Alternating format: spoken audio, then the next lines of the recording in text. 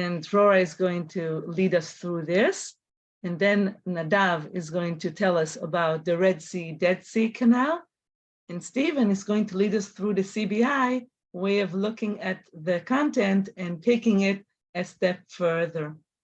So first, I'm so happy to see all the familiar faces. Some of them are still hidden, but we will see them as things become, let's say, more energetic. And I think, Dora, I think that you are going to start with presenting the topic of the Aswan Dam as a case of the impact of human activity on the environment, on nature. So, go ahead. Thank you, תמר. ערב טוב לכולכם. דבר ראשון, אני שולחת לכם, למי שרוצה את המצגת שלי בעברית, כי אני מציגה אותה באנגלית. אז כפי שתמר כבר אמרה, אנחנו נטפל היום בנושא של התערבות האדם בסביבה, וההשלכות שלה, ומה זה בעצם גורם. ואנחנו נטפל פה בשתי דוגמאות. הדוגמה שסטיבן ואני נטפל בה, סטיבן הוא דרך אגב מתנה גדולה שקיבלנו פעם שנייה, השנה שעברה גם הוא היה איתנו, והשנה שוב מממנים אותו בשגרירות אמריקה, מחלקה לחינוך, אז אנחנו זכינו לקבל את התקציב הזה ולקבל את הרעיונות שסטיבן משתף איתנו. אז אנחנו נדבר יותר על הנושא של סכר אסואן וההשלכות שלו, ונדב שהצטרף ב5:15 ידבר על הדוגמה של הרעיון של מובל ים סוף ים המלח, וידגים את זה מנקודת הראות של הארגון שהוא עומד בראשו, שהוא שותף בו, בהקשר הזה של גם התערבות האדם בסביבה. אז לפני הכל אני מזכירה לכם בסביבה שלנו נמצאים כל החומרים, כבר נמצאים עכשיו כל החומרים, כל המצגות והכל נמצא כבר שם עכשיו. אני יכולה גם לשלוח לכם את הקישור לסביבה אם אתם צריכים, קישור ישיר, אבל אתם יודעים שאפשר כמובן לעשות את זה דרך חיפוש בגוגל, השתלמויות מט"ח, ואז אנחנו מגיעים ישר לסביבה, וכפי שאמרנו, כל החומרים כבר שם. אוקיי, אז נתחיל עם הנושא של סכר אסואן. המצגת הזאת מפרטת מאוד מאוד את המאפיינים הפיזיים של הסכר ושל הנהר. אני רק רוצה להראות לכם ממש הצצה קטנטונת במצגת היפהפייה הזאת של אל-ג'זירה, שהיא נמצאת במצגת, הקישור שלה נמצא במצגת, אני ממליצה לכם להסתכל עליה, היא מאוד יפה, והיא מסבירה מאוד יפה מאפיינים שונים שקשורים לנילוס בכלל ולבעיות שנמצאות במצרים סביב הנילוס וכולי. אז אני אפסיק את השיתוף פה של המצגת ואני אחזור חזרה לשיתוף של המצגת שלי. אז כמו שאמרנו, אנחנו מדברים בעצם על התערבות האדם בסביבה וההשלכות שלה. אז אני אדלג על כל השקפים שבעצם מדברים על המאפיינים של הנהר ועל מקורות הנהר, אבל כשאתם מדברים עם התלמידים, מאוד מומלץ להזכיר גם את המושגים שקשורים להיבטים של נהר, כמו למשל אורך הנהר או כיוון הזרימה, מאיפה לאיפה הוא זורם, כי פה הוא זורם מדרום לצפון, ומהו שפך, ומה זאת ספיקה שנתית, ומה זה משטר זרימה, שתלוי כמובן בסוג האקלים ובמקורות המים של הנהר, ועוד פרטים שיש לכם בסוף המצגת הזאת במושגים, וגם סטיבן ידבר על כך. אז אני אדלג על כל השלבים האלה, גם על מקורות הנהר הזה, שהוא מהגדולים בעולם, ונגיע ישר לסכר אסואן.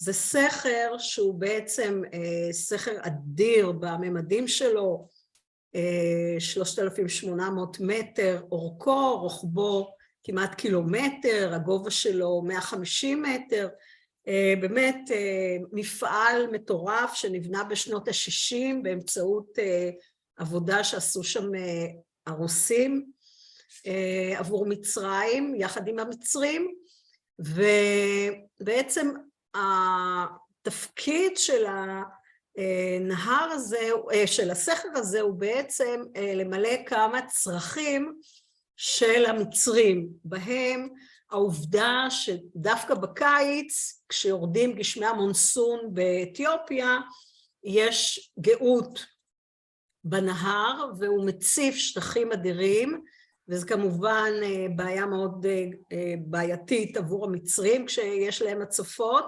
אז הסכר בא למנוע את ההצפות האלה. הוא בא בעצם תוך כדי הקמת אגם הסכר, אגם נאצר, בעצם ליצור את המאגר של המים לכל השנה, כך שהמצרים יקבלו מים כל השנה, ולא רק בקיץ, אלא גם בחורף כשהנהר נמצא בשפל. מאפשר כמובן ייצור חשמל במדינה מתפתחת כמו מצרים, שבה רמת הפיתוח מאוד נמוכה. חשמל ותוצרי חשמל הם מאוד מאוד חשובים לפיתוח, ליכולת התיעוש, אז הסכר בעצם בא להוסיף חשמל הידרואלקטרי, שהוא חשמל נקי, שהוא חשמל יחסית זול. לאחר הקמת הסכר בעצם צריך רק תחזוקה, ובעצם החשמל הוא מאוד זול יחסית, כי הוא מונע בכוח המים.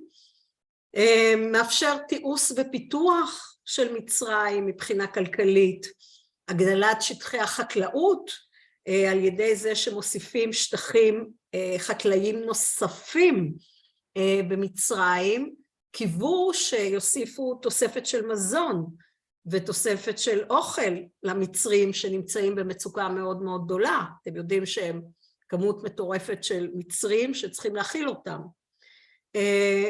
מקומות עבודה, עלייה בהכנסות, כל אלה בעצם באו לפתור את העניין הזה של מצרים שהייתה במצוקה הרבה מאוד שנים, אבל הנה הסתבר שהתכנון לייצר שטחים חקלאיים חדשים באמצעות המים האלה של הנילוס נכשלה כי כמו שאנחנו יודעים, יחד עם תהליך של התמעטות הגשמים בכלל כתוצאה מההתחממות הגלובלית, כמות הגשם פחתה, כמות המים בנהר פחתה, וגם לאחרונה אנחנו יודעים על הקמת סכרים חדשים באתיופיה, מה שלא היה קיים קודם, ותפיסת מים בסודן, וזה על הפעם ואחרונם של המצרים שמאוד כועסים על כך, לא פעם הייתה כמעט פתיחת מלחמה מול הנושא הזה של המים, אבל השטחים החקלאיים נכשלו.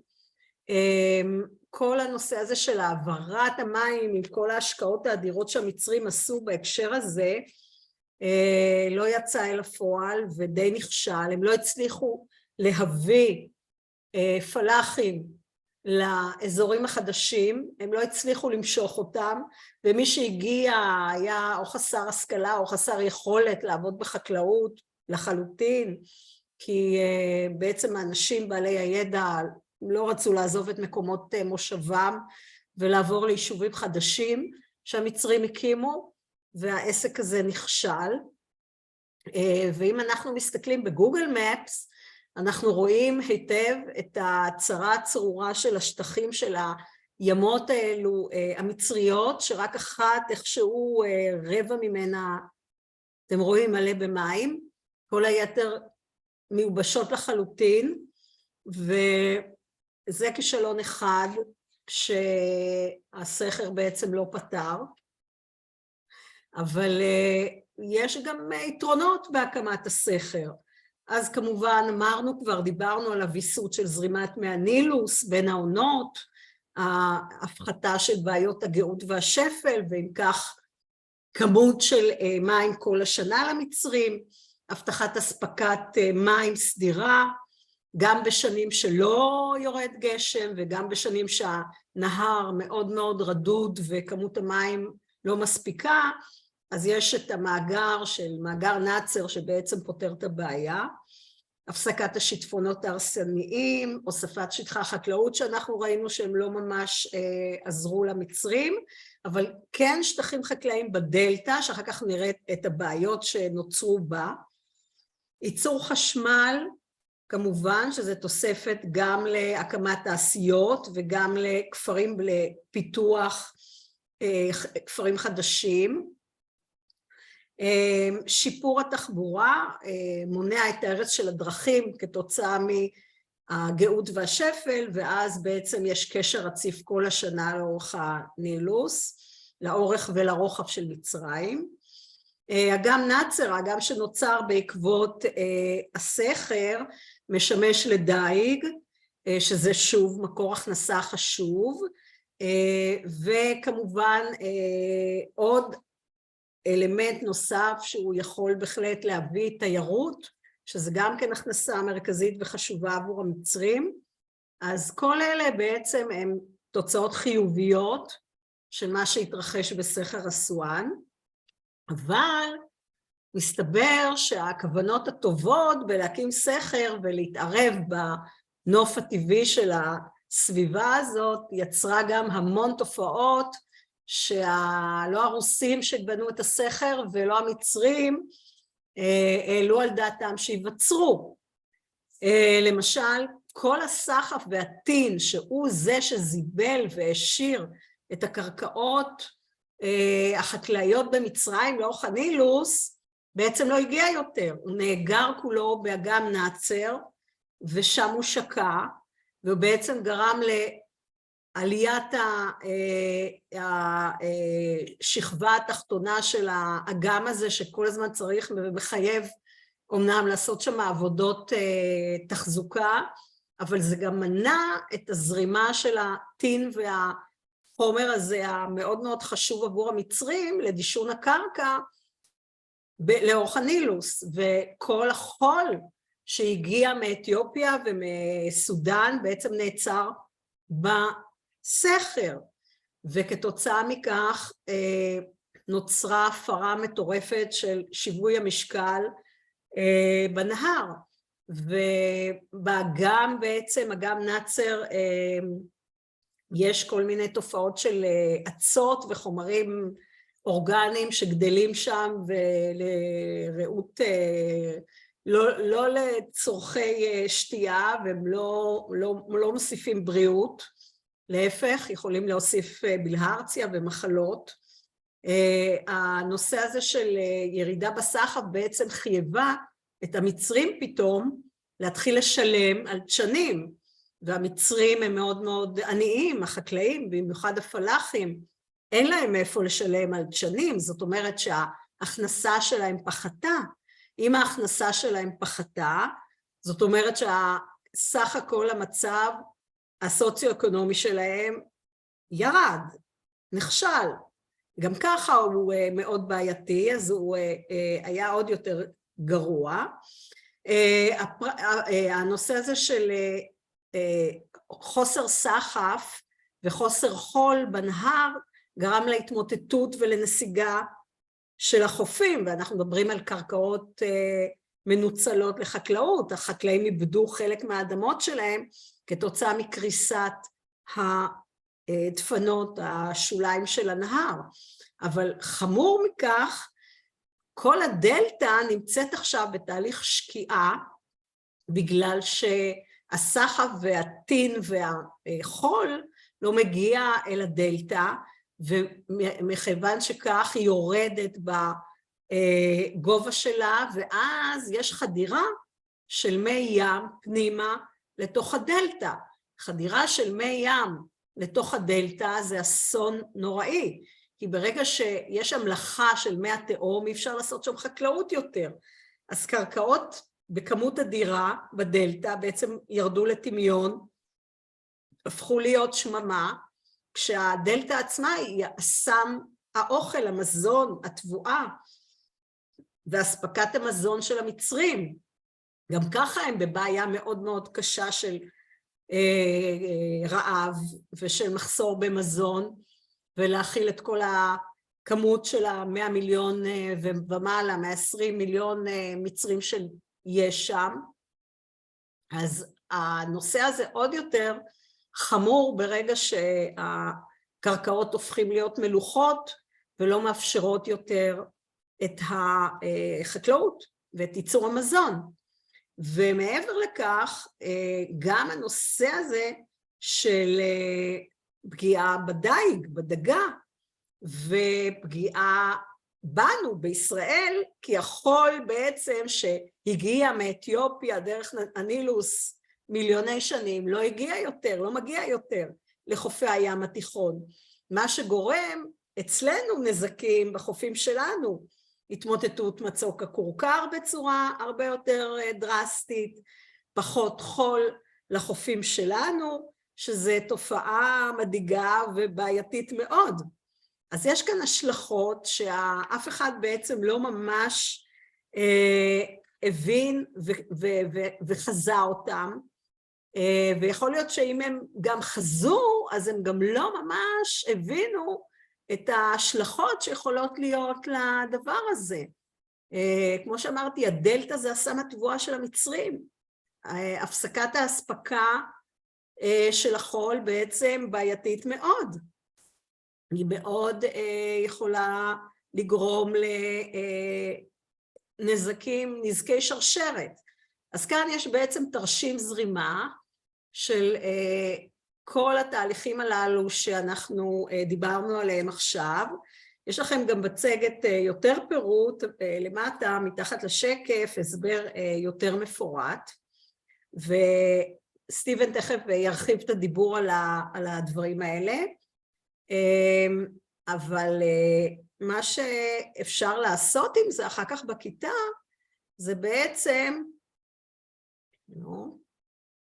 לשאול את השאלה הזאת, שהיא שאלה רלוונטית בכלל לנושא שלנו, גם לנושא השני של מובל ים סוף ים המלח, לגבי התערבות האדם בסביבה, כיצד ניתן להקטין השפעות שליליות בתהליך הקמת פרויקטים ומבנים שמפרים את האיזון בסביבה הטבעית. מה אפשר לעשות? אפשר להעלות את זה לדיון בכיתה, לחלק את הילדים לקבוצות, לתת להם מקורות מידע, ולתת להם להעלות רעיונות, ואחר כך שיציגו את הרעיונות שלהם בכיתה.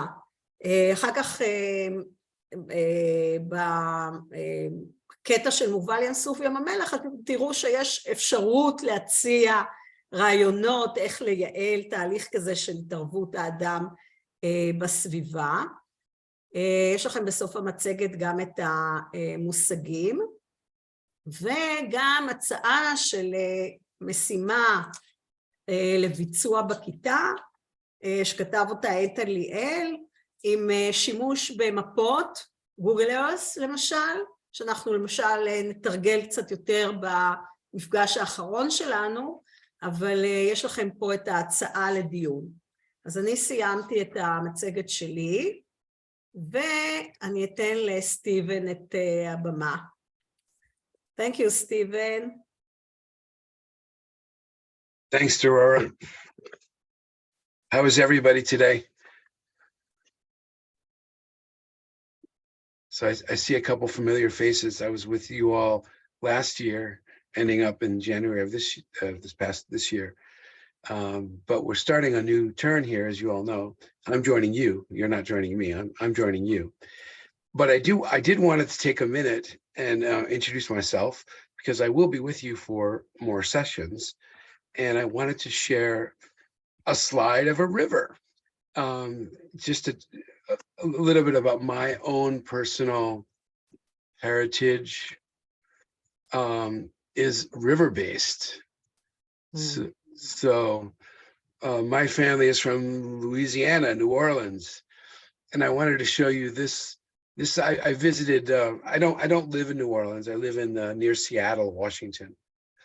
So quite far, about a 5-hour flight from New Orleans, so very far.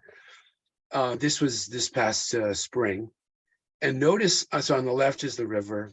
It's looking across from New Orleans to the West Bank, they call it.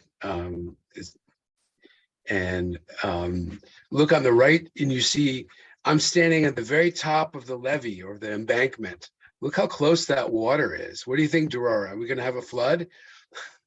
It's getting close there, huh?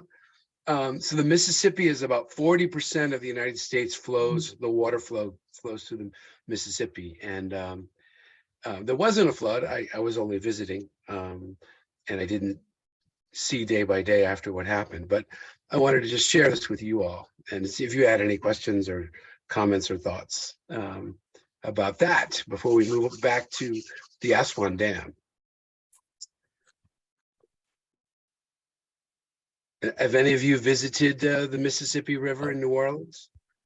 Stephen, I have a question, if you don't mind. Yeah.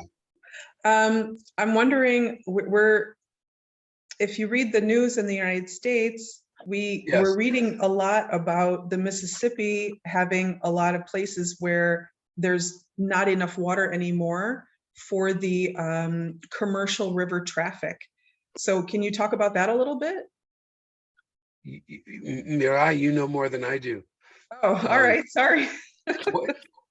What do you mean by the commercial? So the commercial shipping can't go down because the water level's too low?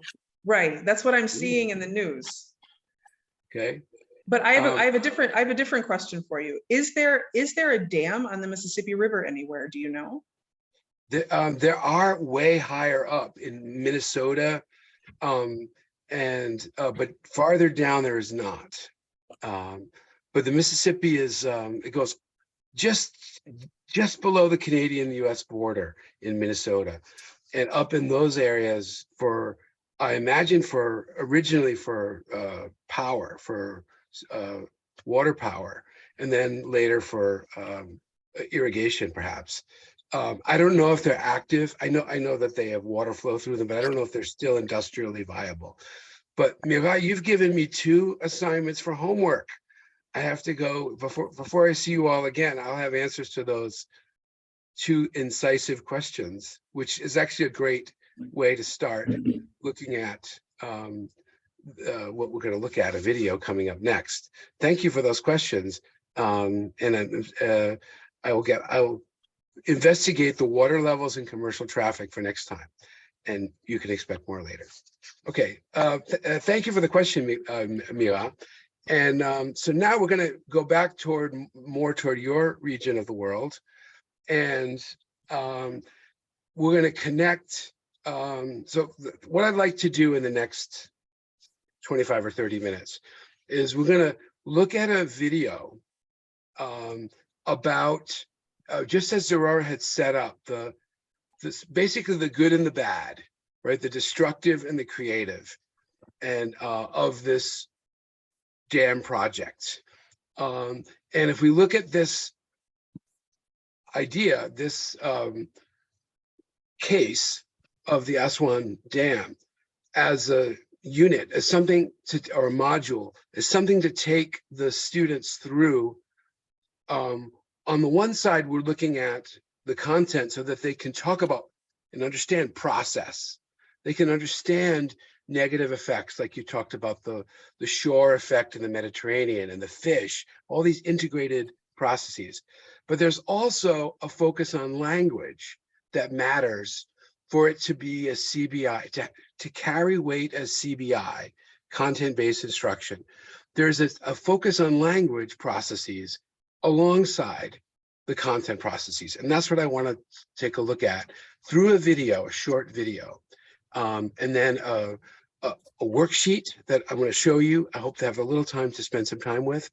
And that will be it for today. So how do you feel about video time?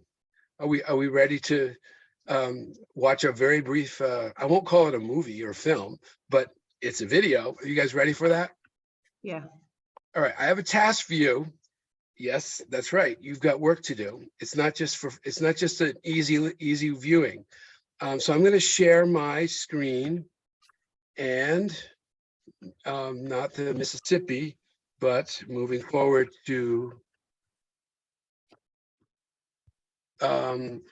these slides here. Okay, so it's a kind of a busy slide, but what I'd like to do is I'd like us, we don't really have time for breakout groups, but if you could just take a minute and based on the information you see here, we have 4 slides or 4 screen captures and 4 statements of truth or falsehood.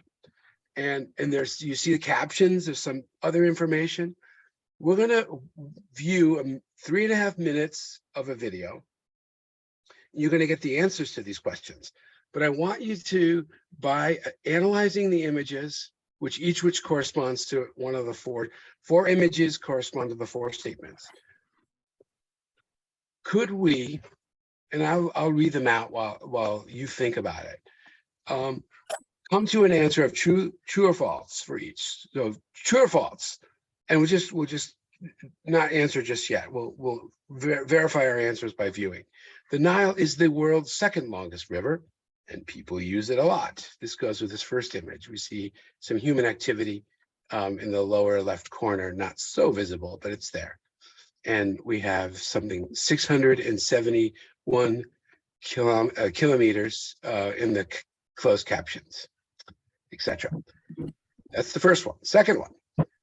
True or false, more brown water in September and October is a positive thing for people. In its wake came a gift of sediment gathered from the Ethiopian highlands. So you don't see, it's the second image here, you don't see the brown water as clear as it might be, but there we are. Third, lower left. True or false, built between 1902 and the 1960s, the dam's only benefit is to make energy. True or false again. And then lastly, true or false. Fortunately, the dam did not damage any of the historical places in Egypt. So you've got captions below, left and right. So if you just want to take another minute and review the images.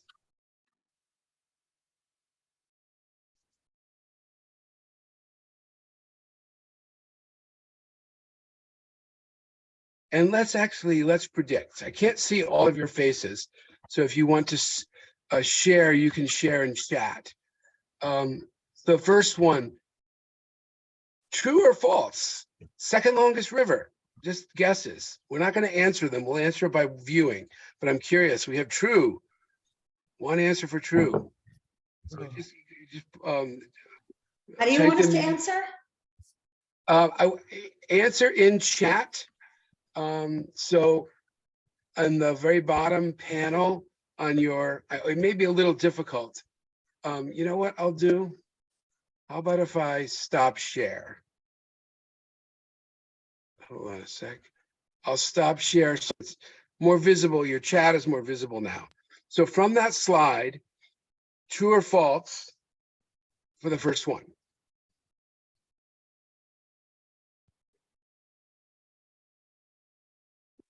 All right, what are we getting here? We're getting lots of truths right down the line. Okay, great. How about the second one? I'll just read it out.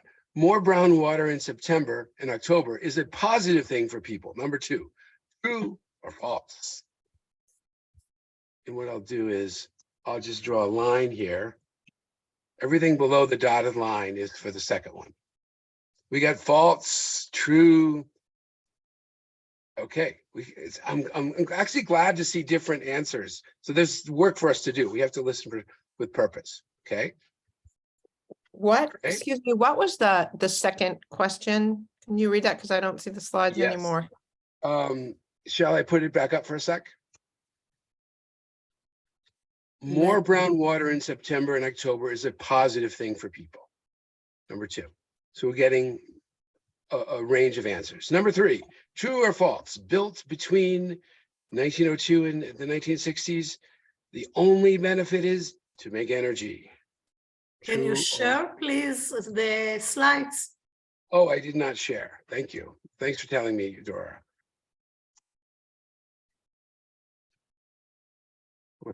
Here we go.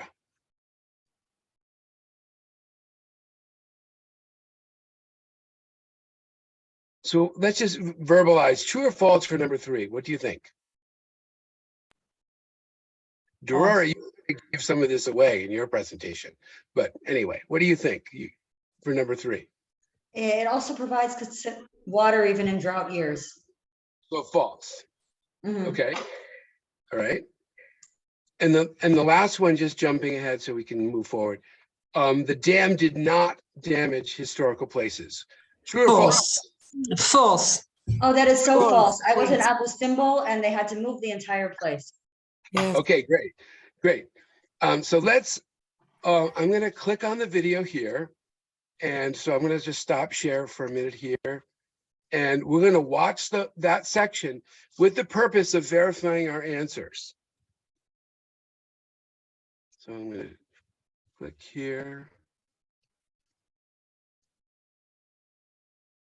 And share.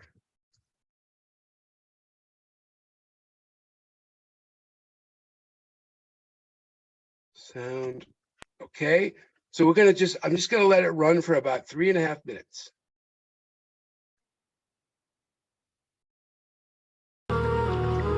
Are you able to hear the sound?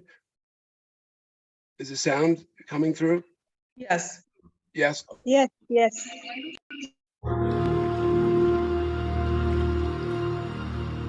The Nile, the world's longest river, 6,671 kilometers in all, bound for the Mediterranean Sea. Traveling through ancient Egypt, the Nile annually became a great brown rushing torrent, peaking from September through October. In its wake came a gift of sediment gathered from the Ethiopian highlands, swirled into a rich, thick black mud. These deposits were a boon to farmers throughout the Nile Valley. For 3,000 years, the mighty Nile shaped nearly every facet of Egyptian life.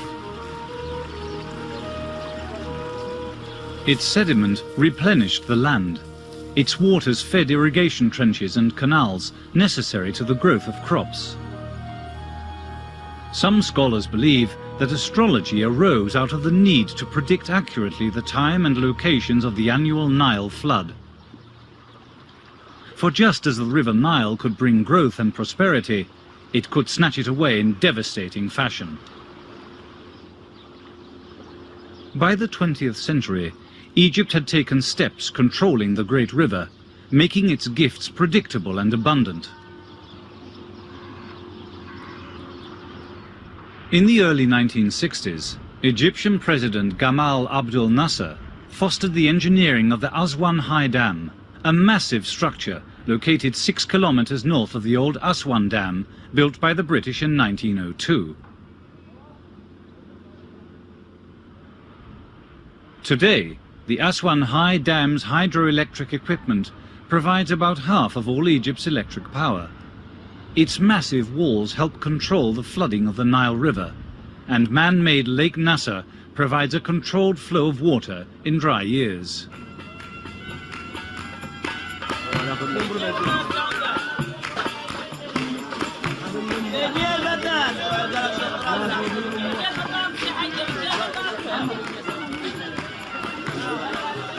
The Nile Valley now yields several harvests a year instead of just one. As a result, Egypt's agricultural income has increased by 200% over the past 30 years.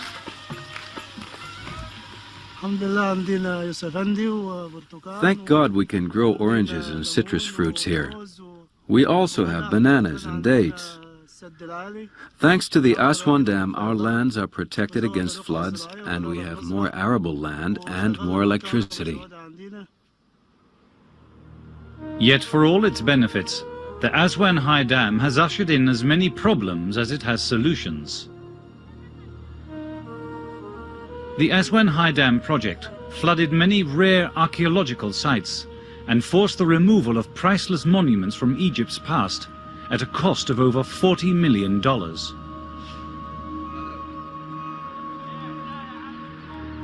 Thousands of Nubian farmers were resettled, while their homes and culture were drowned beneath Lake Nasser.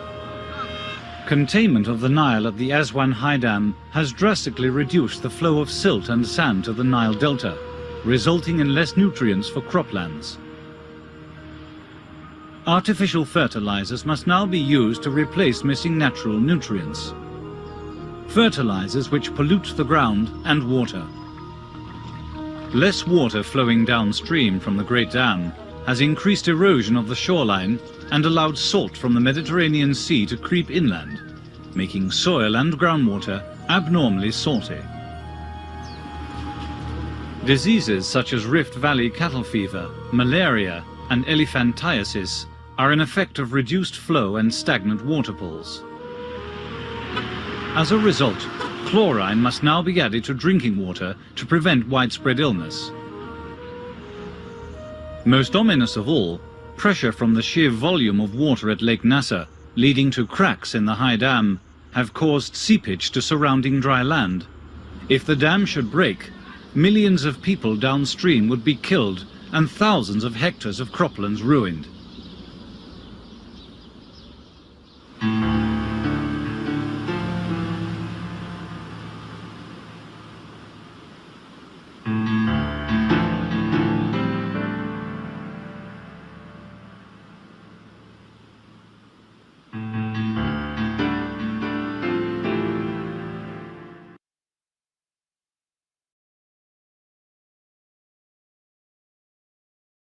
Okay, so going back to stop share. Okay, so let's go back to our true and false just to clarify and to verify. You notice we heard more than the minute and a half for a purpose, which we'll get to in a minute. Or I'm sorry, 3.5 minutes, a little bit more than that. So I'm going to share the slides again. And okay,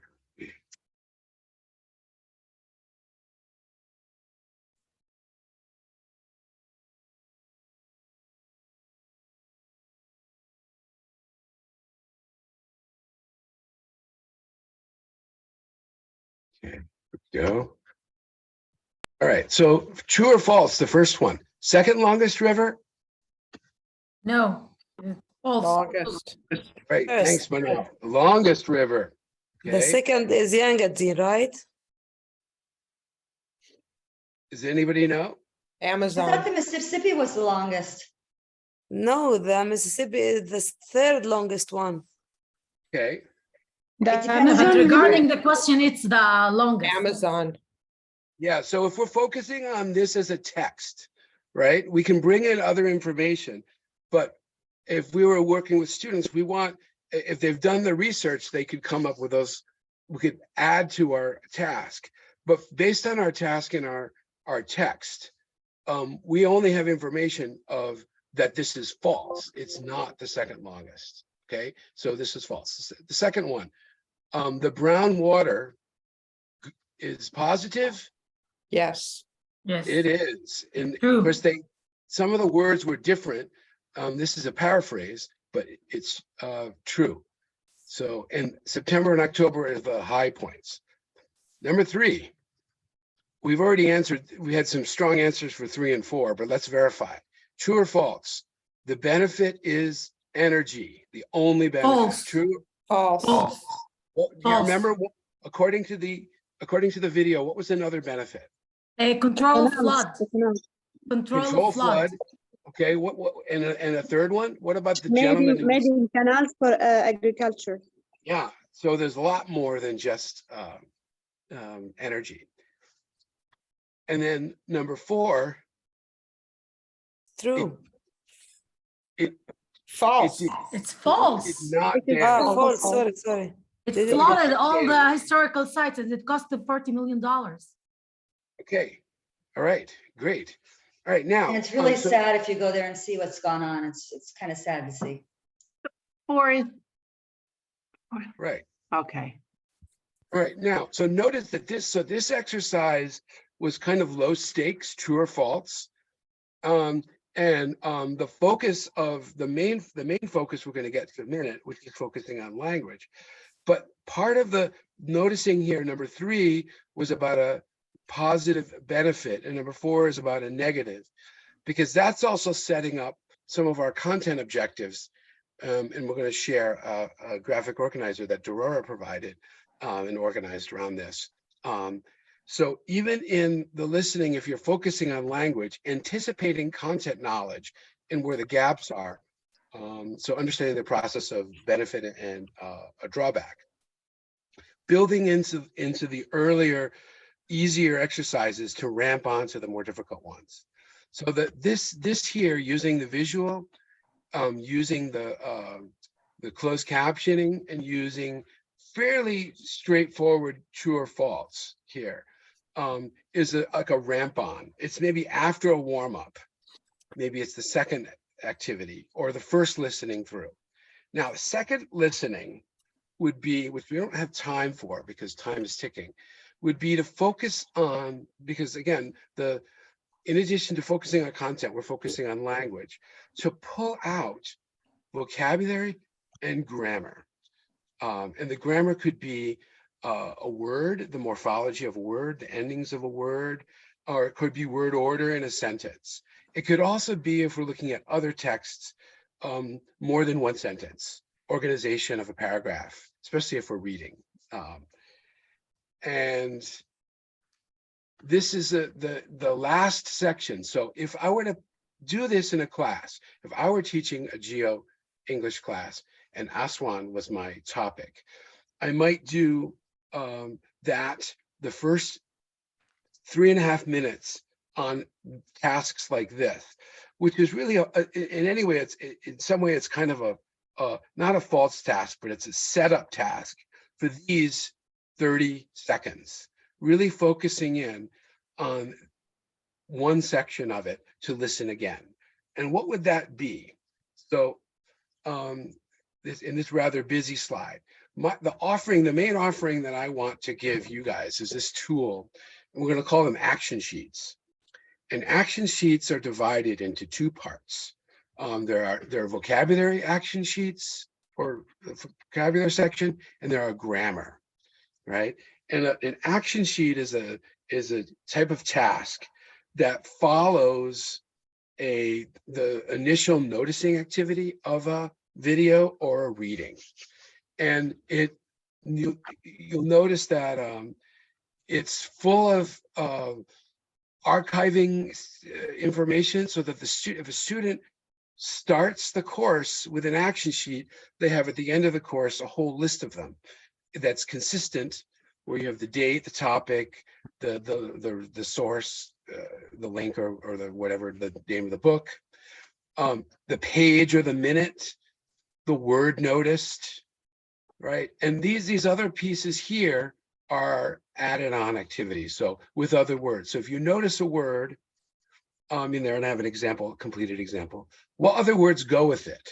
What collocations of words, one word with another, maybe one whole sentence. And then the meaning and concepts, which can be, they can be drawings. Like if you noticed in Dorora's slides, I don't remember what slide number, but there are a lot of graphics, a lot of arrows, because of cause and effects. A lot of this particular topic is about cause and effect. Some of it about the video is about time, because they talked about the timeline of the development of the history of the river and the history of the damming project. So this meaning and concepts could be graphic, or it can be a dictionary definition.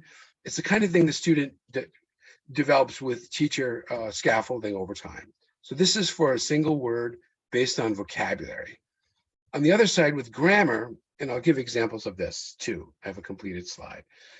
You have page minute, the form noticed, its meaning, and then this is its use.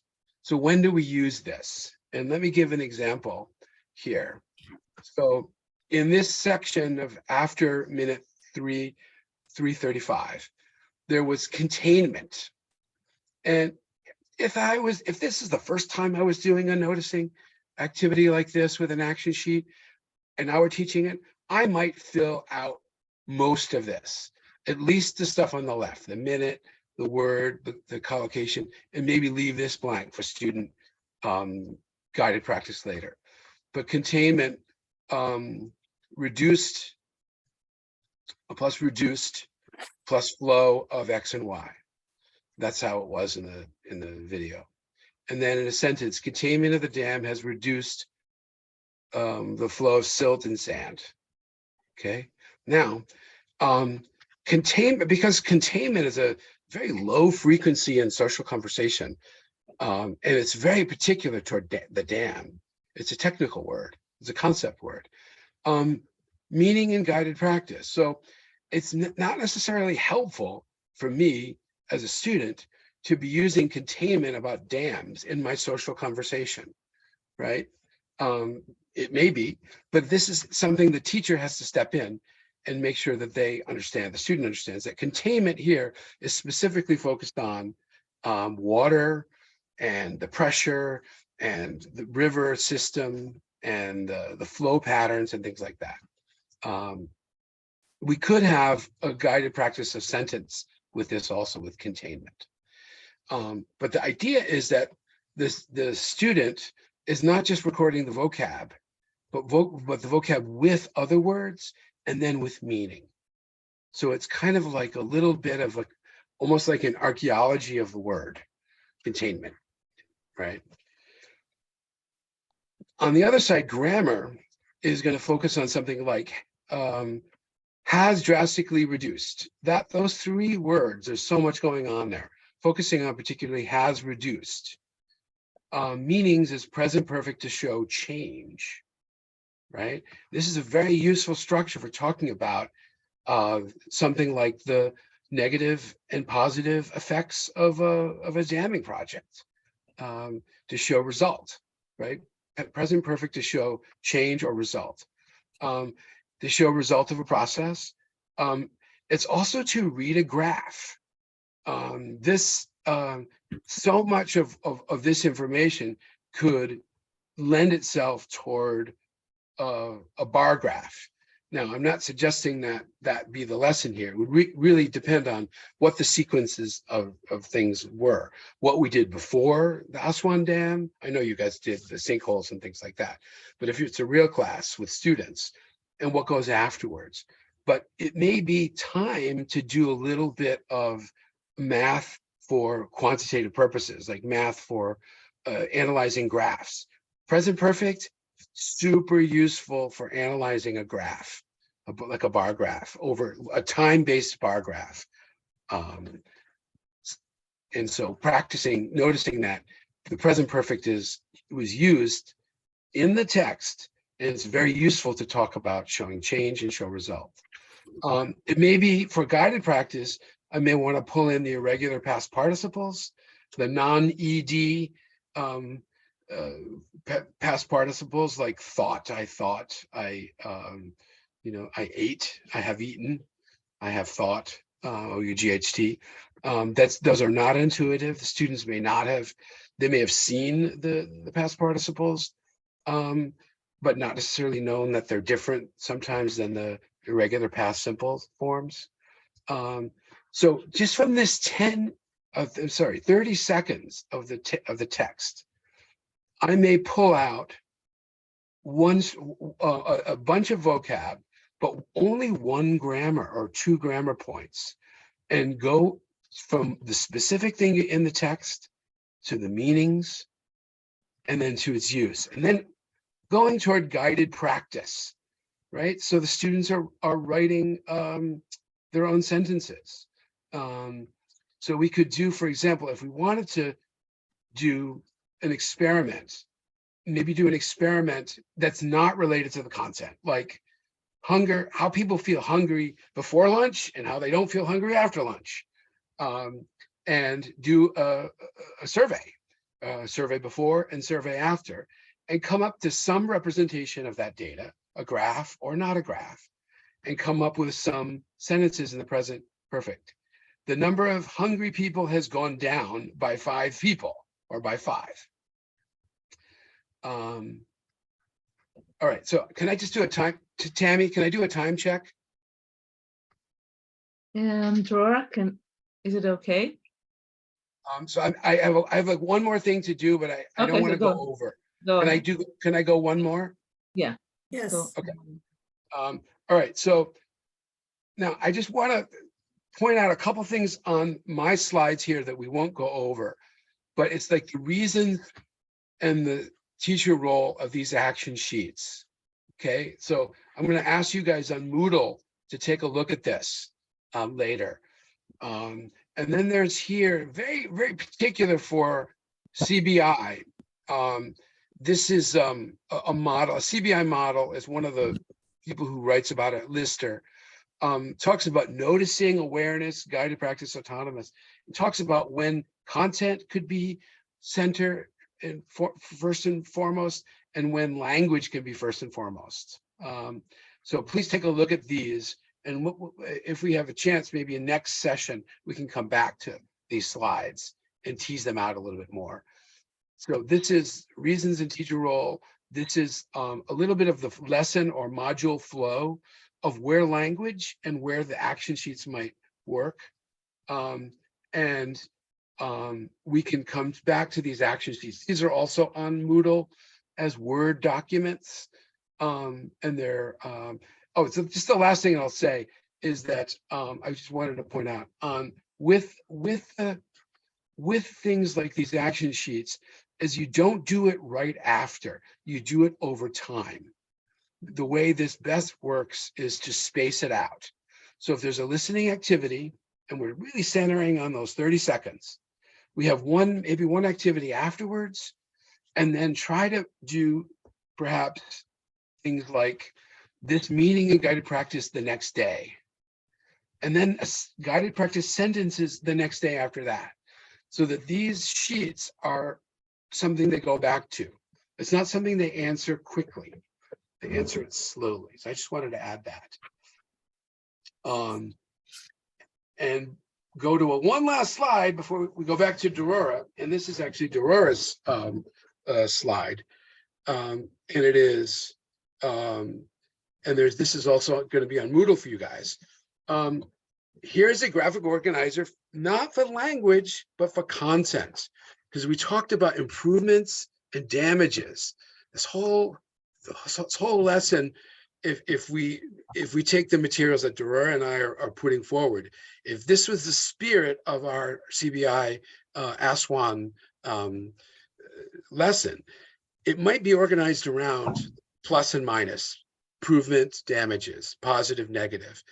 But there still needs to be, especially if we follow some of these sequencing, there needs to be scaffolding, and there needs to be student attention focused on how to organize this, how to go from this pretty complex content and pretty complex language toward smaller steps toward independent, autonomous learner autonomy in the content.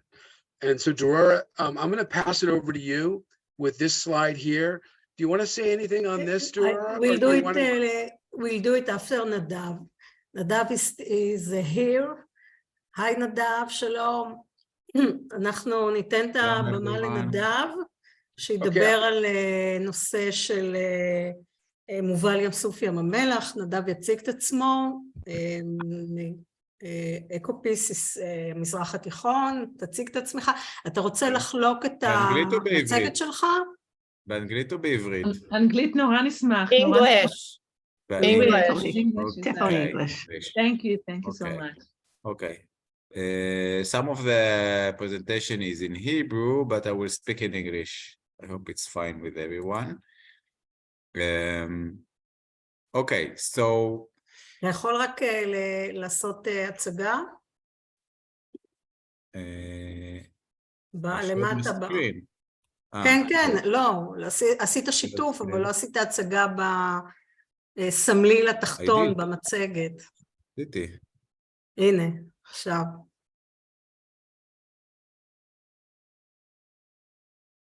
עכשיו? לא.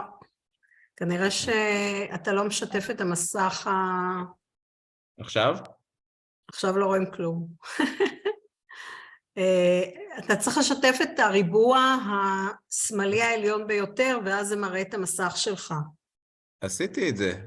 Please move this windows away from the shared application. יש לך אולי מצגת פתוחה? כן, זה המצגת. הנה, אני עושה עוד פעם share.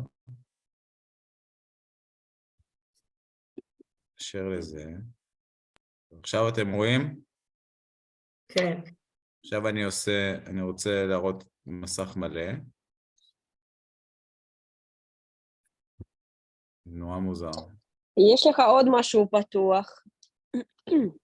בגלל זה? כן. כן. אני רואה.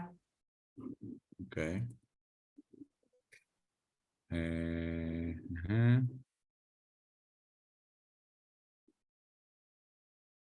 הבנתי מה עשיתי.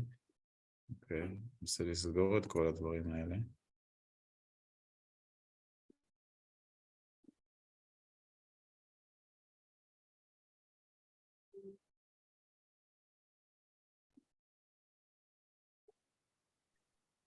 טוב, אז בינתיים עד שאני, meanwhile, while I'm trying to look for the presentation and I hope it's going to work, my name is Nadav and I am Ecopeace Water Officer. Ecopeace is environmental organization.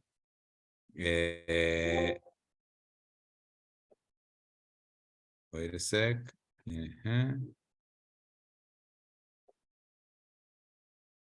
Ecopeace is a regional environmental organization. We are Israelis, Palestinian, and Jordanian NGO that works together in order to protect our shared environmental resources. We have an office in... I cannot see this presentation now. לא משנה, נדב, תעשה שיתוף וזהו. מה? תעשה שיתוף על מה שיש לך, לא חשוב, חבל על הזמן. רגע, אבל... פתחתי את זה עכשיו. עכשיו אני רוצה לעשות share screen.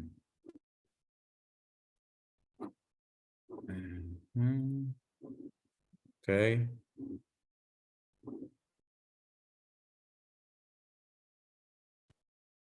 Do you see something? Yes. תשאיר את זה ככה, לא משנה. Okay, great.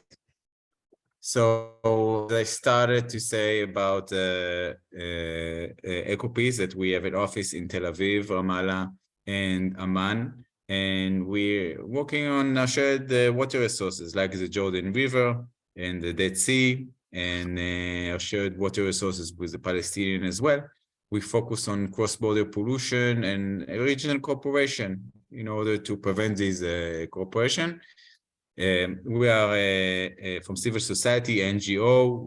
We try to promote policy and act with the different governments in order to do a change.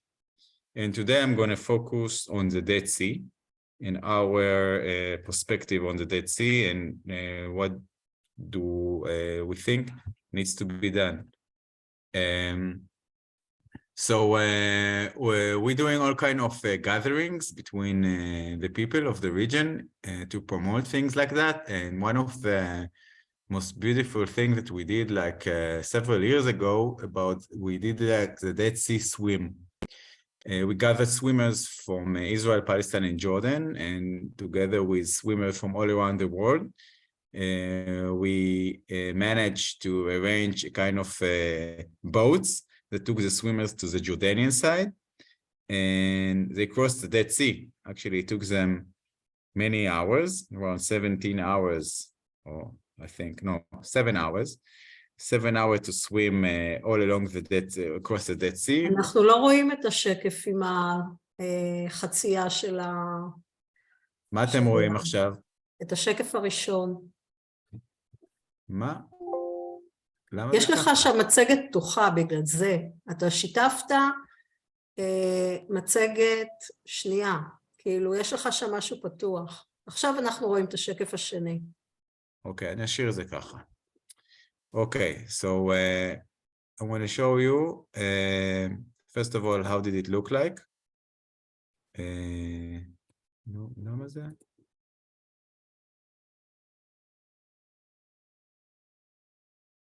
Okay, forget about it. I'm going to show you it in... I think you have to have it in presentation mode in order to play a link. צריך לעשות הצגה כדי שזה יפעל. But I did the presentation mode and you didn't see it. אז לא רואים את זה, אז לקחת את הקישור ולשים את זה באינטרנט, אתה פשוט לא ברביע, כשאתה עושה... Okay, I'm going to work it out. סליחה, אתה פשוט משתף את החלון אחר. אם אתה תלחץ על share content, ותלחוץ על החלון שאתה רוצה לשתף, זה יעבוד לך. יש לך כמה פתוחים. אתה צריך את החלון, לשתף את החלון השמאלי העליון ביותר. Now you see the YouTube channel that I'm... No, you can't see anything. No, there's a black screen. אתה צריך לשתף, כשאתה עושה שיתוף, יש לך ריבועים. I know, הנה. Now you see? Yes, כן. Okay. So I'm going to see that it's okay, it's with sound. Okay, I'm going to show you the Dead Sea swim that we did several years ago.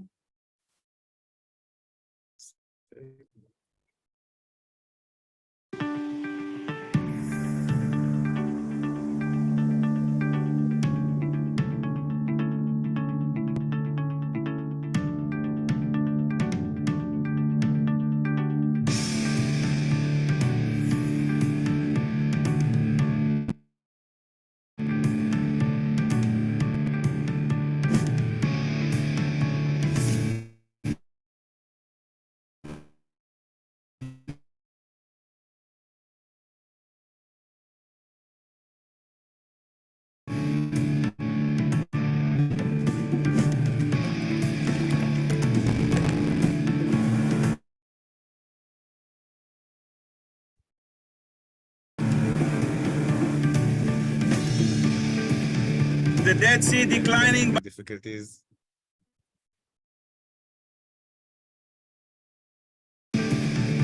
The Dead Sea declining by 1.20 meters every year.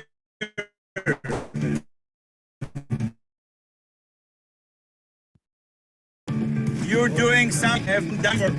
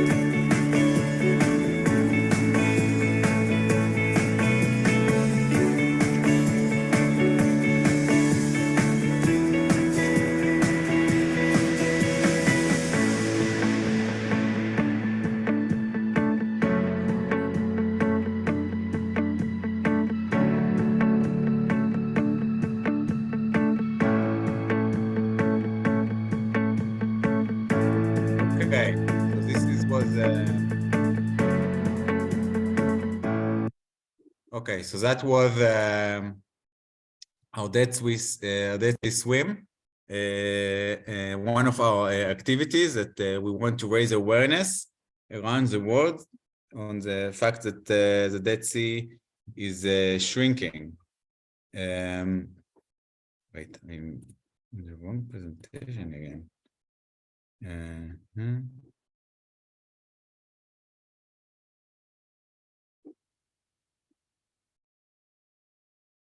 Okay, so one of the problems that we know about the Dead Sea. לחזור למצגת, נדב? I'm in the מצגת. אנחנו לא רואים את המצגת. Okay, I'm going to try to do it again. Now? עכשיו כן. Okay, great. I'm not going to do it full screen because I'm afraid that you are not going to see it, so I keep it this way. So the problem of the Dead Sea, I guess most of you know that it's declined about 1 meter, more than 1 meter each year. Today we are about minus 437 meters below sea level, okay? And it's continued declining and declining until we will reach a certain point that it will not decline anymore. Some people think it will dry off, but it's not the case. But it will be a very non-sustainable environment and a very salty lake. In order to stabilize the Dead Sea, we need to, every year, we need about 700 until 800 million cubic meters to reach the Dead Sea, okay? So it's a lot of water that is missing from the Dead Sea, and we need to think, like in a creative way, how can we introduce more water to the Dead Sea in order to stabilize it? So we in Ecopeace, we do it in several ways, okay? And first of all, we work in education. You see in this picture that we gathered Israelis and Jordanians. There are also Palestinians in this group that lives near the Dead Sea. Actually, some of the students here are from Emek Hefer, okay, from Emek Hefer municipality. I used to be a community coordinator in this region, and I brought students to do an activity on the Dead Sea around what is the Dead Sea for us, you know, Israelis and Jordanians. And the product of this meeting is this banner, as you see on in this picture, that the kids wrote, "Don't take our heart," yes? אל תיקחו לנו את הלב, in Hebrew, Arabic, and English. A man with a heart, the shape of a heart of the Dead Sea, with Jordan and Israel along it, and the Dead Sea symbolizes the heart of the people of the region. Okay, so the youth just being close to the different governments to protect their heart. Here you can see a prediction of how the Dead Sea would look like in 2070 if we don't do anything. So you can see from 1931 until 2070 how the lake will look like. So we can see that it will not dry off completely, but it will become a very, very small lake that you can see. It will be completely detached from the southern part. Actually, the southern part today is evaporation ponds. So when you go to the Dead Sea hotels and you think you're at the Dead Sea, for your information, you're not in the Dead Sea, okay? If you're going to the hotels, you're on the evaporation ponds. It's a Dead Sea water, but it's not the Dead Sea. The Dead Sea does not exist on the southern part. It's only exists on the northern part. And in 2070, we expect the lake to be shrink around. It will be around minus 500 during these years. Sinkholes. We have very nice animations here. I try to make a full screen. Do you see now? Do you see this presentation? No. No. Okay. Basa.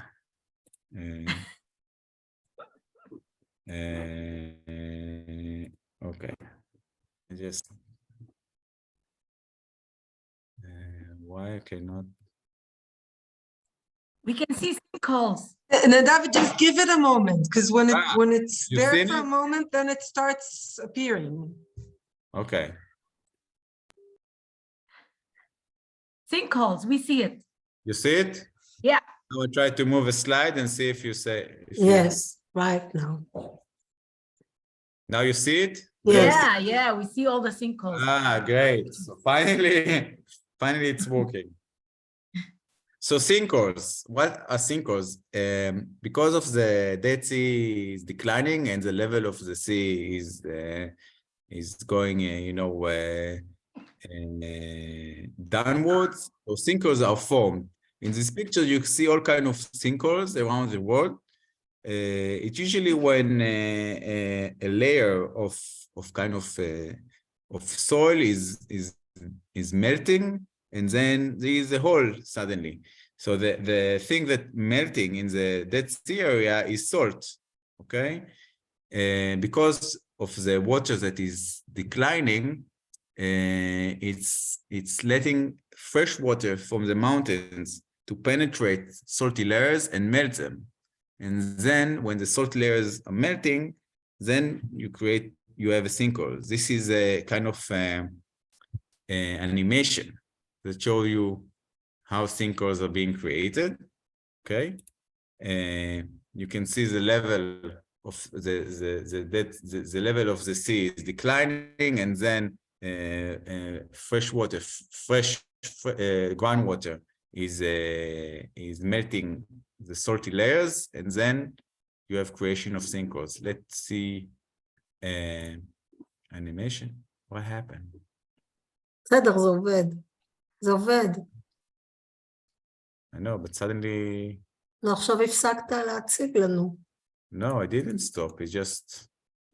This is so weird. First... Okay. Sunk.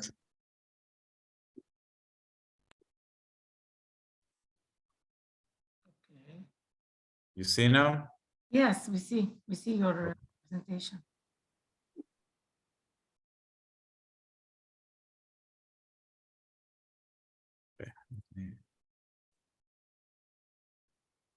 לא רואים. We should see now a video. We should see now a video. Yes. We see only black screen. Maybe if you share the link of the video.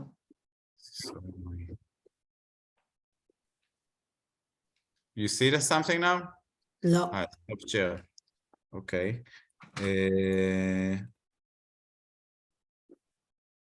נדב, בנושא הבולענים כבר עסקנו, אז כדאי לדלג על זה. Okay, I'm sorry. It's reinforcing. Okay. So, now you see the screen? כן. Yes. No, but I'm losing the... לא, עכשיו לא. I don't know what... לא, לפי דעתי יש לך משהו שם פתוח, שמסתיר את ה... Now you see? כן. Okay. Every time I'm trying to share the screen. Okay. This is so, okay, I'm going to close this presentation. בוא תתקדם. Okay, now I think it's working. כן, עכשיו אנחנו רואים. אוקיי. עכשיו לא רואים. אני חושבת שלא כדאי לך ללחוץ על הקאפ. כאילו לראות את המצגת, תראה לנו את המצגת איך שהיא... כן, בלי הצגה. כל פעם שאתה לוחץ על הקאפ, כן, אנחנו רואים. Okay, so one of the reasons of the Dead Sea that is declining is because we don't have enough water coming into it, and it's mainly related to two reasons. One, the major reason is the Jordan River, the northern Jordan River, and the southern Jordan River. And you can see pictures from about 70 years ago, how the Jordan River looked like. So you can see it's a kind of a big river, wide with strong flow. Actually, the dam that you can see on the bottom right picture is the Dgania Dam, when it was first constructed in 1932, when we had more water. And today, the Jordan River looked like that. It's like more like a sewage canal. 96% of the water is being diverted. The water is polluted with salty springs and runoff. It's a border zone, yes, between Israel and Jordan. It's full of mines and fences, and it's not accessible. So we want to rehabilitate the Jordan River as well, but this is the biggest reason why the Jordan River is declining. Let's talk about the Red Sea, Dead Sea water convenience. Okay. First of all, many people thought that this is a solution to the Dead Sea. Okay, that the Dead Sea, in order to bring more water to it, we have to build a canal from the Red Sea into the Dead Sea that will desalinate water and bring this, I don't know, 300, 400 million cubic meter of water to try to stabilize it. But as I told you in the beginning, the Dead Sea needs about 700 until 800 million cubic meter of water. So even though if the Red Sea, Dead Sea convenience would be established and working, we still would be missing around 300 million cubic of water. So it doesn't give us a full solution to the problem. Anyway, the history is that in 2015, Jordan issued a pre-tender document for construction of a pilot, just a pilot, yes, between Red Sea and Dead Sea convenience. So what was the pilot was all about? Okay, the pilot was about pumping 300 million cubic of water of Red Sea at the eastern side of the edge of the Gulf of Eilat and Aqaba, via pipe to desalinate 65 million cubic of water in the Aqaba region. And from that, about 35 million would be used in Israel, okay, in the Eilat area. The remaining 235 million will be transferred to the Dead Sea. Okay, that was the plan. Okay, you don't need to really remember it because it's off the table and it's not going to happen. But that's a pilot that was planned in 2015. This map shows you the line of the and actually the project. They were supposed to desalinate the water. They were supposed to create electricity, to carry water to Amman. You know the altitude differences between the Dead Sea and Amman is about 1,500 meters. Okay, so in order to bring more energy to pump this water to these kind of heights is really, really crazy. And even though there was funding for the project, there was no funding for maintaining it. Okay, when you always need to remember when we want to build a project, a kind of infrastructure project, so we can find a donor country, or the World Bank in this case, can fund the project, but still people need to pay for the water, right? And in Jordan, it will be extremely expensive. Nobody in Jordan can afford to pay such an expensive water. Israel was supposed to buy water from Jordan in this project in a price of $5 per cubic meter, which is crazy price. Okay, so the main reason this project went off the table is economical reasons. There are also environmental reasons that are very worrying, mainly the possibility of creation of gypsum in the Dead Sea, or bacteria that can change the colors of the water to red. These all environmental options were taken into consideration, but eventually, this project went off because of the economical reasons. So what are the solutions? We're going to talk about it in the end of the presentation. Okay, so this deal was there was this idea of swap.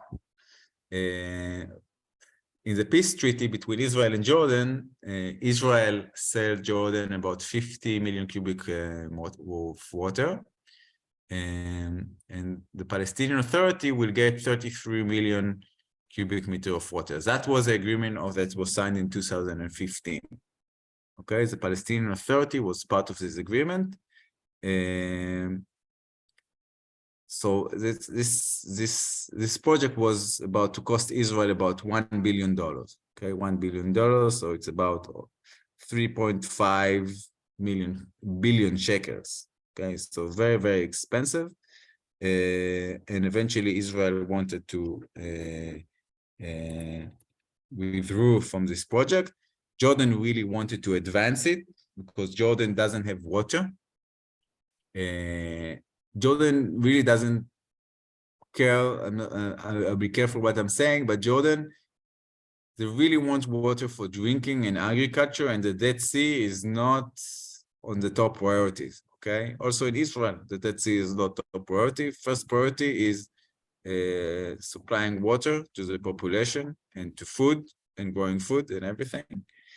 And this kind of the Dead Sea was kind of on the way. Yes, first of all, we bring fresh water to the Kingdom of Jordan, and then on the way, if we can also help the Dead Sea. But as I say, it's like it didn't work out eventually.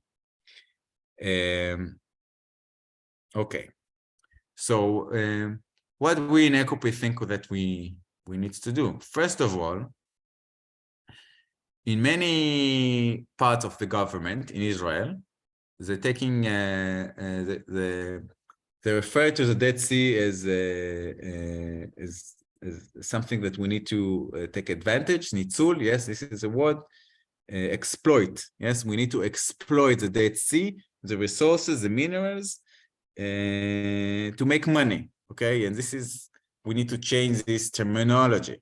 In 2030, there will be a new concession for the government, for the Dead Sea Potash Company, that we want, EcoPeace, we want to introduce a new terminology to the concession, not to exploit. Yes, today, it says that the Dead Sea is being exploited for the minerals. So we need to use more sustainable language. Okay, and the second, in order to solve the problem of the Dead Sea, we always need to think about what is the cause of the problem, and not try to bring, to bring solution, backwards. Like meaning, like to bring water from the Red Sea to the Dead Sea is not solving the problem. The problem we have, as I said, is the Jordan River. We need to bring more water through the Jordan River and through the Dead Sea works who pump water and use water. Okay, so we need to tackle this thing. Here I mentioned the Minister of the Environment supported the Red Dead convenience project, but it's off the table. So we expect the Minister of the Environment to bring new solution. And we see the fact to bring more water through the Jordan River, the priorities that the government, we think that the government needs to promote. Okay? So here's the picture that shows you the Jordan River on your left-hand side, and your right-hand side, you see the evaporation pond. So in order to save the Dead Sea, we need to focus on these two regions. Okay? So how can we introduce more water to the Jordan River? I'm sorry that this slide is in Hebrew, but I'm going to translate it.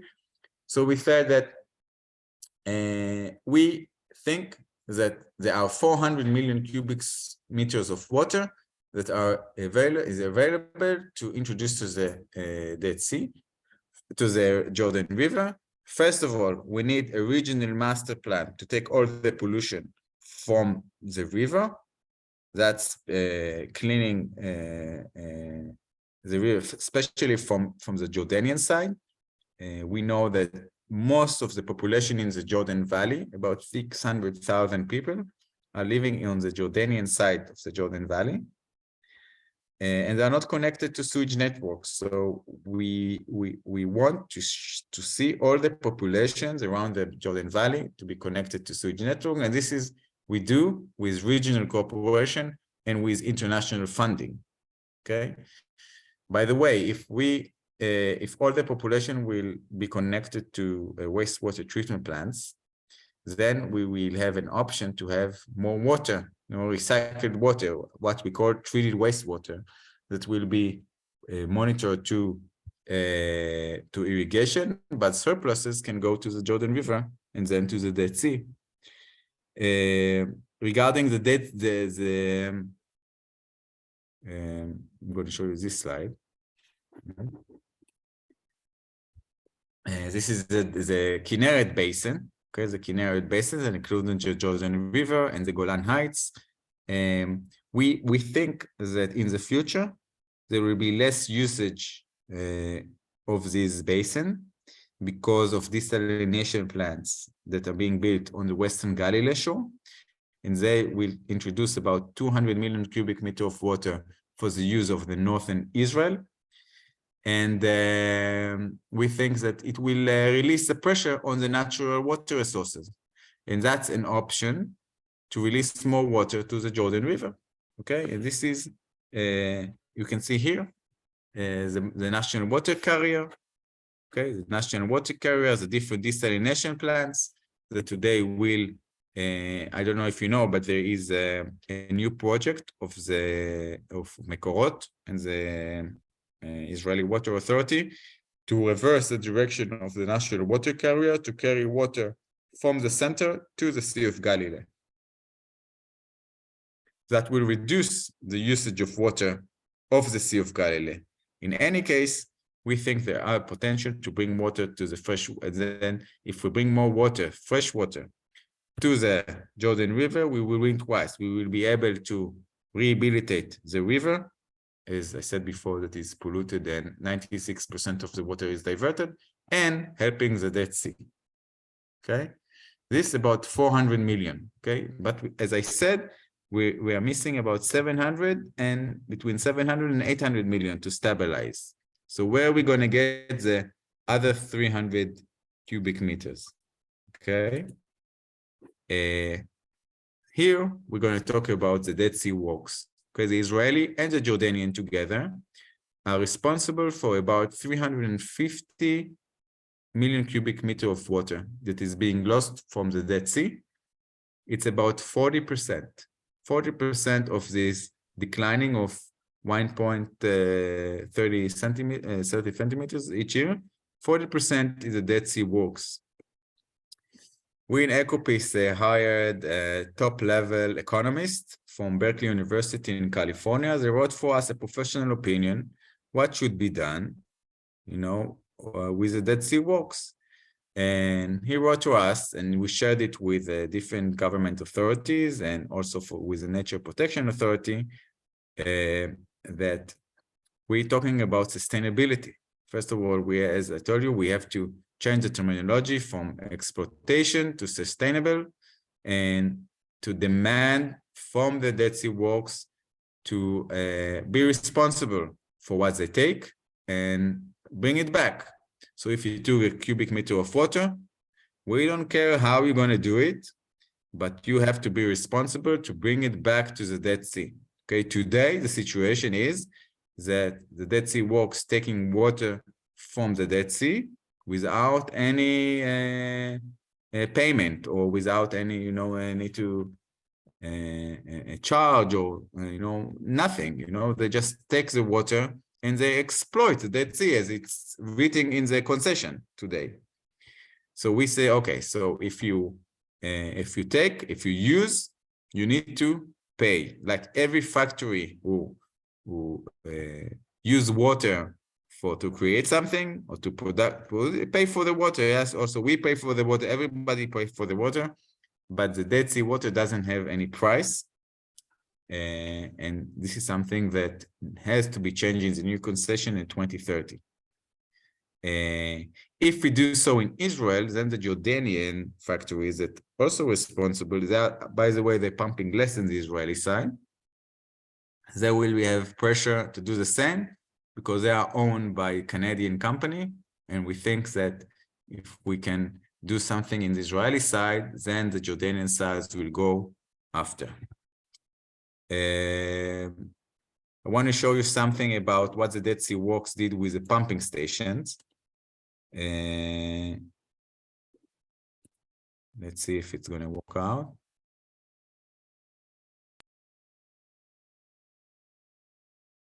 Okay, you see now? Yeah. Do you see the satellite image? No. You don't see? We see the pumping. No, but you see, I just opened Google Maps. I just opened Google Maps. You don't see it, right? No. Okay, so I'm going to stop share. And I'm going to share the screen again. Now you see it? Yes. Okay. So this is something amazing that the Dead Sea did. First of all, this is a Dead Sea, okay? You can see the Dead Sea. These are the evaporation ponds on the south side, and that's the Dead Sea on the northern side. And the Dead Sea Works, they pump water from here, from this area. You see this canal that go all the way south to the evaporation ponds. Okay, now because of the declining of the Dead Sea, this area that I mark here is getting dry. It's getting dry. So they have a problem. They cannot pump it from here. Because when this area will get dry, then there will be nothing to pump off. So what did they do? They went north, yes, and they create a new pumping site. You can see here. You can see the thing that go in the water.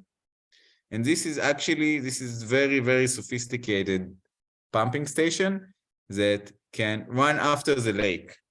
What does it mean? That if the Dead Sea will decline more and more and more, this pumping station can go deeper in. Okay? This is something crazy. Okay? So for them, it gives them the option that they will be able to pump through the ages, yes, until we will not have sea anymore.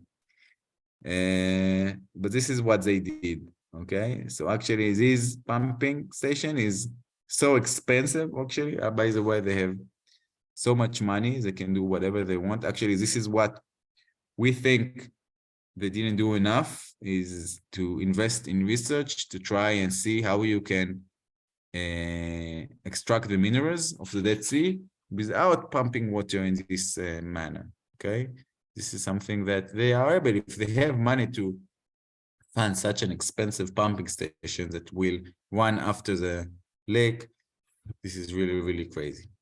So this is what they're doing now.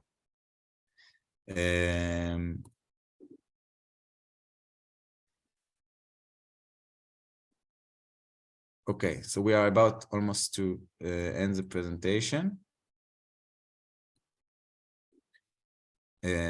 What the recommendation that we think needs to be done? So first of all, the government, the Israeli government, needs to first of all to have the Dead Sea Works responsible for the extraction of the minerals and to bring lost water.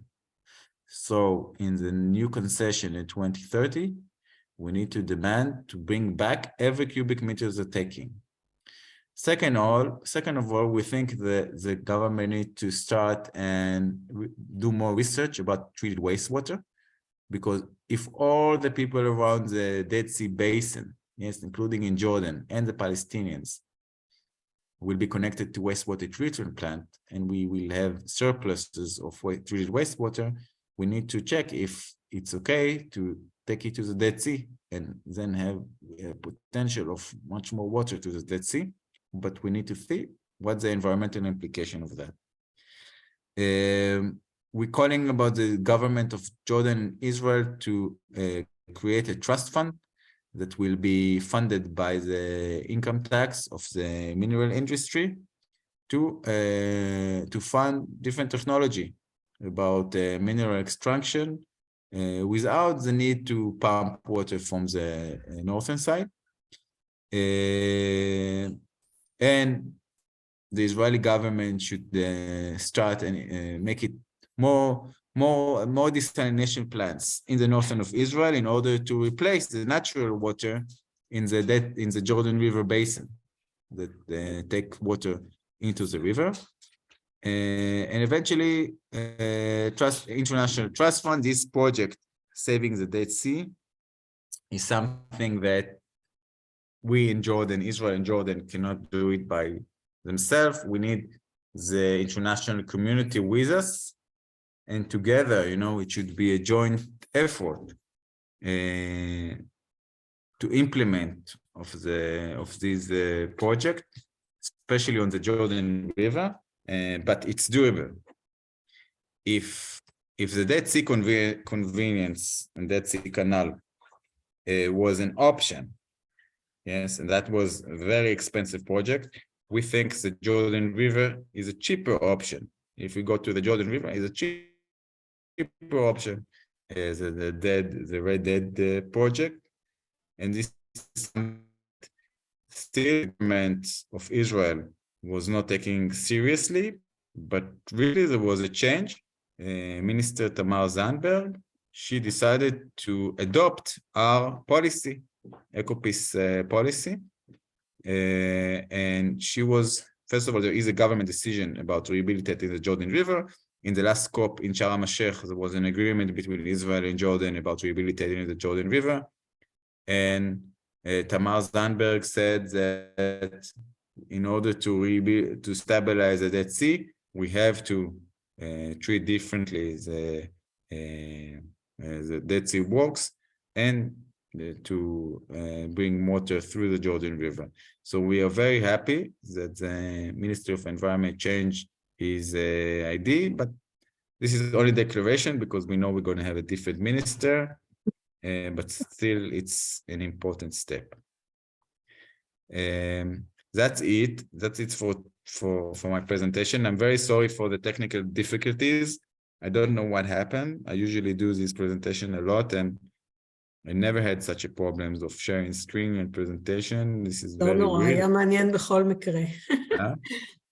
Can I ask a question? Yes. You talked about the Red Dead Sea Canal, but I also remember hearing a lot about the Med Dead Sea Canal. What happened with that? Yes, the Red Med, it's always on the table. Med Dead. Yes, they all but still there's a lot of risk in it, because in order to bring Mediterranean water into the Dead Sea, you need to think about the line, where it's gonna be, and usually it's going above the very sensitive natural water sources like the groundwater aquifer, and it has cost. But it's always on the table. I always hear people talking about it and think it's a solution, but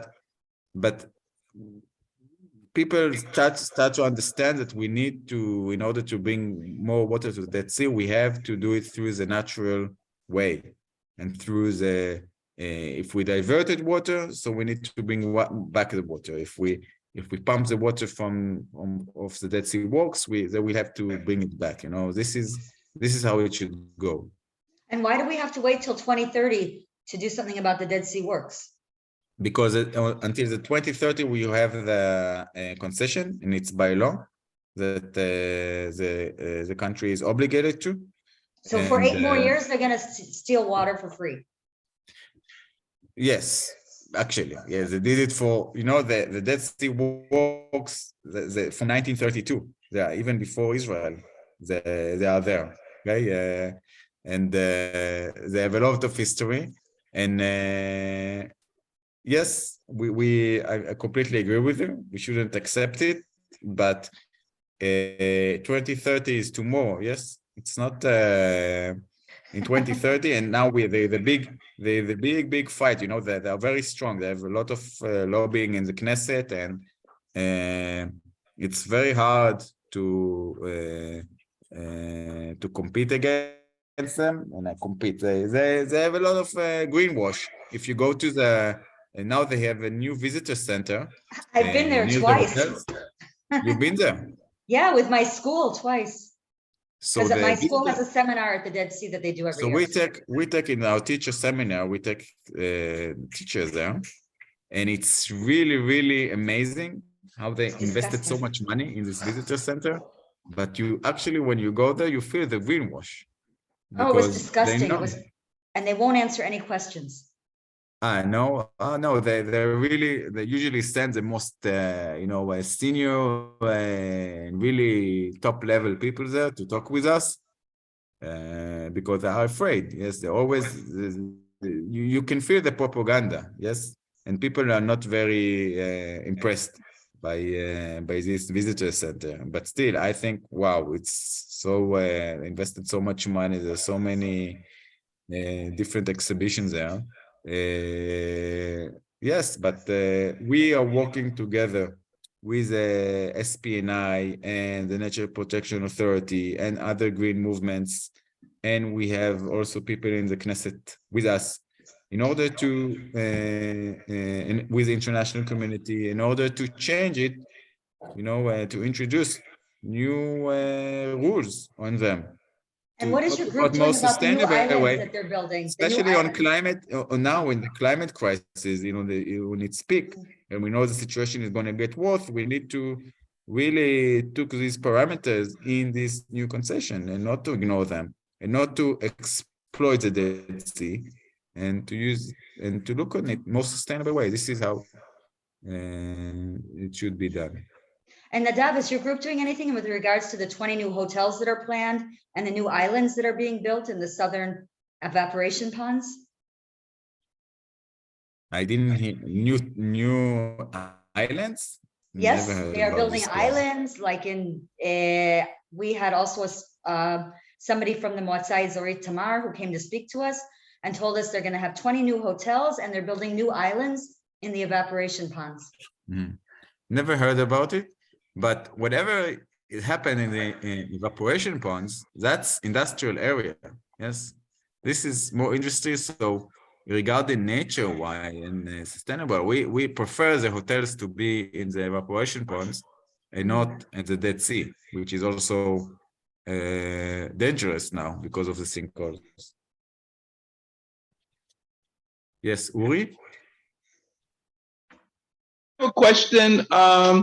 I live in the city of Dimona, and we had a representative of the Dead Sea Works come to the schools in Dimona, and it appears that all of the suggestions will open up a Pandora's box. According to their presentation, the Dead Sea Works is heavily taxed for governmental funds, and also it pays its arnona, its land taxes, to the city of Dimona in order to keep the city of Dimona afloat and develop into a more modern city instead of a developing town. And so the way they presented it, I don't know how true it is, but the way that they presented it was that if there's any alteration in how this factory is working at this particular time, that there will be a major recession, financial recession here in the country, because the state of Israel receives a large amount of income from this particular factory. And personally, the city of Dimona is also receiving the arnona from this particular factory. So I was wondering, what will be the stand of those who are against the methodology that's being used right now in destroying the Dead Sea? What would be the methodology that would be used to, contrast this issue? Because as you know, people they have a tendency to lean to financial development. Yes, so that's a very good point. And I just want to everybody to make it clear, we are not against the Dead Sea walks. We think they have a lot of benefits. As you said, they're helping the Negev. Many people in Dimona are working in the Dead Sea walks. And of course, if they will lose their jobs, if we are very, also the tourism industry in the Dead Sea, it's in the evaporation ponds. But still, we think that they don't do enough. They don't do enough in order to work in more sustainable way. So they do a lot of greenwash, I must say. They go to Dimona, they go to Yerucham, they go to all the different municipalities in the region, and they invest in education. They give a lot of money, as you say. When the Dimona is really more developed, they do it. This is part of the greenwash that they do. You know, they want the support of the different populations that will support them. You know, they don't want problems, and I think it's good. I'm not against it. I think it's good that they're helping Yerucham and Dimona, but they have enough money. They are very successful. By the way, the price of the potash and the minerals now it's at its peak in the world. They're making a lot of money, and they are able to think in a creative way how they can bring the water they're taking back to the Dead Sea. I'm not saying closing them down, or no, they should bring the water. If they're using water, they should bring it back. We don't care how. They can desalinate water from the Mediterranean, send it to the Kinneret, and then to the Jordan River. They can pay, they can fund it. You know, so this is the idea. Yes, we want them to be responsible. That's a decline is because of them. I'm not saying only they will tell you they are 20% or something like that. Israeli and Jordanian together. Okay, whatever I'm saying, it's related to the Jordanian side as well. Now I have a question. Another question. According to his presentation, like I said, I don't know the facts, but according to his presentation, he stated that also that the Israeli government should be more similar to the Jordanian government, where the tourism is heavily taxed in Jordan for the usage of the Dead Sea water, whereas here in Israel, it isn't. And he said that would be, that could be a major concern as having extra funds to actually refurbish the Dead Sea. Is that true that the tourism doesn't pay for the usage of the water? I have no idea. The tourism is, I have no idea about the taxation of tourism, but what I know is that the tourism in Israel is not in the Dead Sea. The tourism in Jordan is on the Dead Sea because it was in Northern Lake. The tourism in Israel is on the evaporation ponds. So that's the difference. Okay, thank you. You're welcome.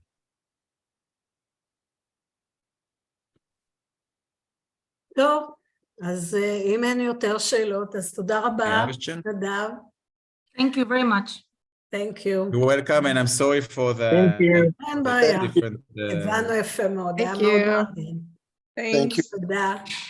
אני רק רוצה לעשות פה שיתוף מסך על הסיכום של הדברים של נדב, שדיברנו על זה, זה גם נמצא בתוך הסביבה שלנו, דיברנו על יתרונות וחסרונות בהובלה של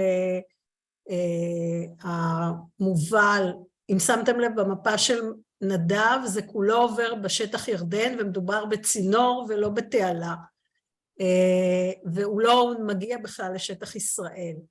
אבל כמובן שיש יתרונות וחסרונות, וכמו שדיברנו בנושא סכר אסואן, בתוצאות שליליות ותוצאות חיוביות להקמת הסכר, גם פה אפשר לדבר על תהליכים חיוביים, תהליכים שליליים, תוצאות שליליות, כתוצאה מהנושא הזה של סכר אסואן, ושל הנושא הזה של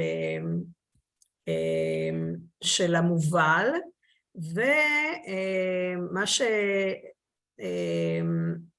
שהתחלנו להציג לכם את התהליך הזה של תהליכי,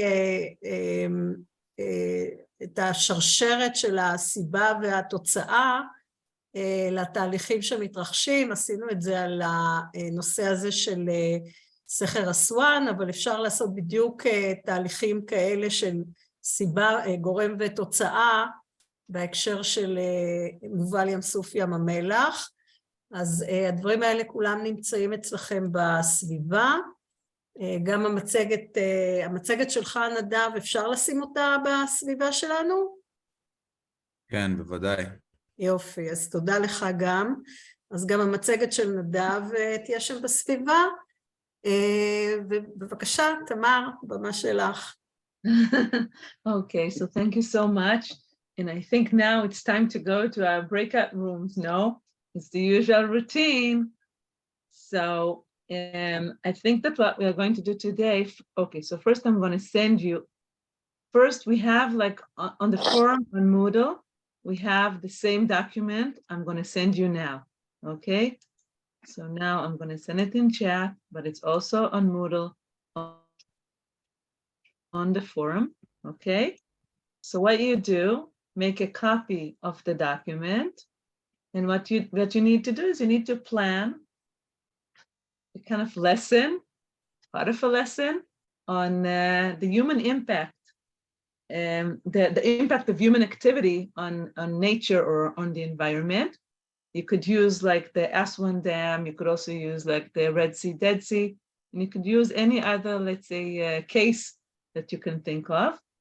And I think now we are, so could you open like the document? Is it like okay? כן, אפשר לפתוח, אין בעיה. Good. Okay, so at the bottom there you have, if you noticed, you have like the links to Dora's presentation, to Stephen's presentation, and also the big picture, like which is the video that Stephen showed us with a classification of vocabulary. So you could use this for your, let's say, future work or just for now. Okay, so now, Dora, I think that we are going to open the breakout rooms in a free way, right? So they could choose.